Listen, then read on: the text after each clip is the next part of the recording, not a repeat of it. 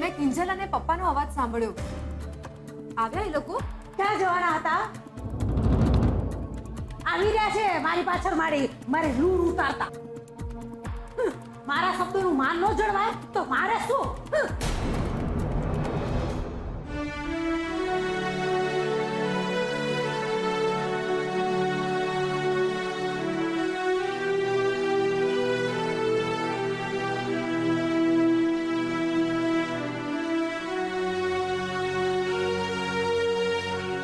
શું થયું? બહુ થાકી ગયા? શું કીધું પપ્પાજીએ? કિંજલ બોલતી કેમ નથી? શું થયું? થયું શું હોય? માસુક અંકલે ઢોલ નગારા અને શરણાઈથી અમારું સ્વાગત કર્યું અને પછી 56 ભોગની આમ આખી થાળી પીરસી દીધી. જમો, ખાઓ ને જમીને જજો. અને છેલ્લે આમ 14,000 હાથમાં પકડાવીને કહ્યું, આવતા રહેજો.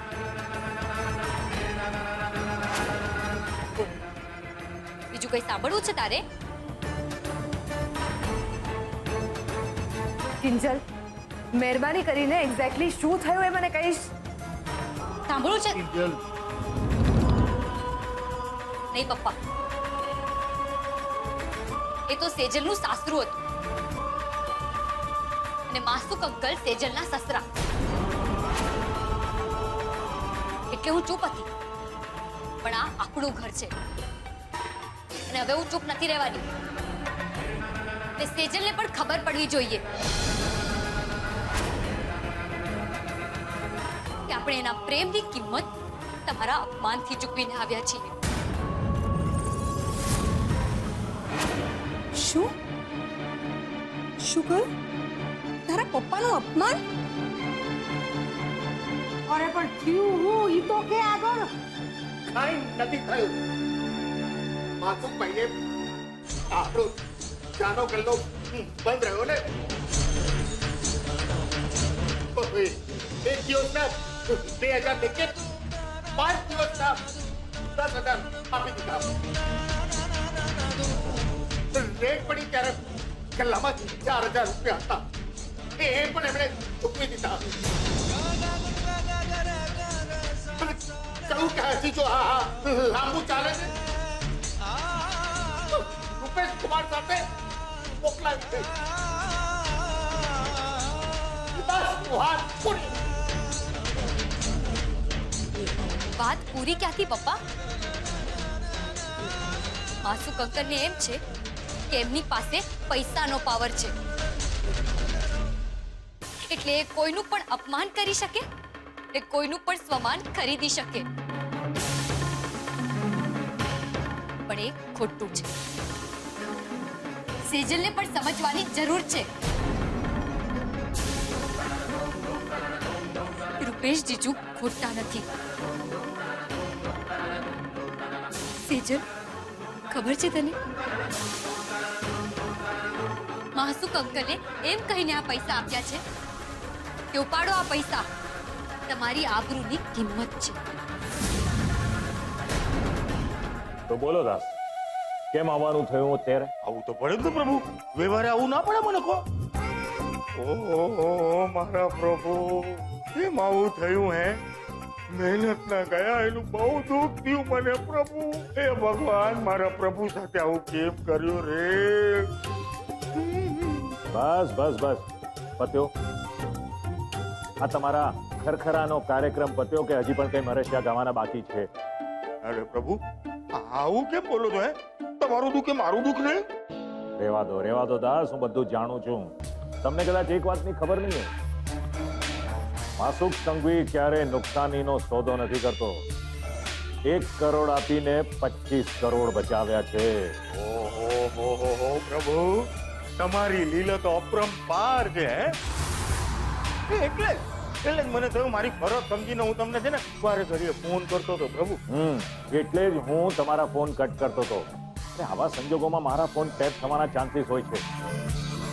એટલે મારા નામની સાથે સાથે ક્યાંક તમારું નામ સંડોવાય અને તમારે ત્યાં રેડ પડે તો? ના એ તો તમે મારો ફોન બીજી વાર કાપ્યો ને ત્યારે હું સમજી ગયો હતો પ્રભુ.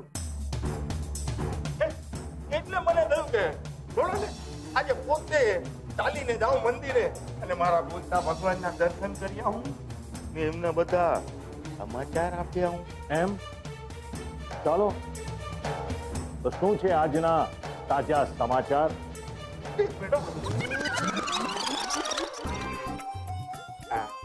મારો રિમોટ. નમસ્કાર. આજના મુખ્ય સમાચાર છે કે કાલે માસુક સંઘવીને ત્યાં ઇન્કમ ટેક્સની ધાડ પડી હતી ને એમની સાથે એમના ચાવાળા વિવાઈને ત્યાં પણ ધાડ પડી હોવાના સમાચાર આવ્યા છે ને એમની દુકાનને પણ સીલ કરવામાં આવી છે. નહીં દાસ, મને આ સમાચારમાં કઈ બહુ દમ નથી લાગતો. મને લાગે છે કે હું ચેનલ બદલી નાખું કે પછી ટીવી જ બંધ કરી દઉં. હા, અરે પ્રભુ, એવું કેમ કરો છો? હવે જે સમાચાર સંભળાવીશ ને એ સાંભળીને તમે ખુશ થઈ જશો. જોજો. મારો રિમોટ પાછું.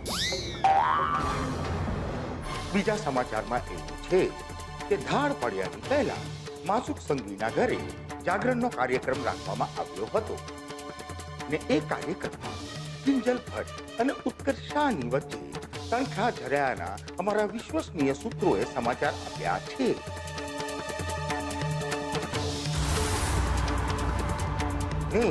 કિંજલ ભટ્ટે ઉત્કર્ષ શાહના મોઢા ઉપર શરબત ફેંકવાની વાતે જોર પકડ્યું છે. મારે કાંતિભાઈ સાથે વાત થઈ ગઈ છે. આ 3 લાખનો ચેક જરા જોઈ લો. એમાં જોઈ શું લેવાનું મોહનભાઈ? ઉલટું મને તો અચરજ થાય છે કે 2 દિવસમાં તમે આ 3 લાખની વ્યવસ્થા કરી કેવી રીતે?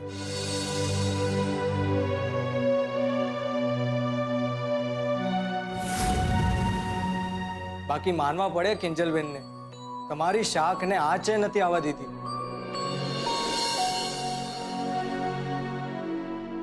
ને હા, કાંતિભાઈને પણ ખાસ કહેજો કે વર્ષોથી અમારી દુકાને જે વીસીની મીટિંગ થઈ રહી છે ને એને અટકાવે નહીં. શું કામ અટકાવીએ? અરે હવે તો અમને પુરાવો મળી ગયો છે કે તમારે ત્યાં અમારા પૈસા સલામત છે. ચાલો ત્યારે રજા લો. મને લાગે છે કે હવે મારે પણ રજા લેવી જોઈએ. અરે હોય કઈ? અરે આવ્યા છો તો જમીને જ જજો સુશાંત કુમાર.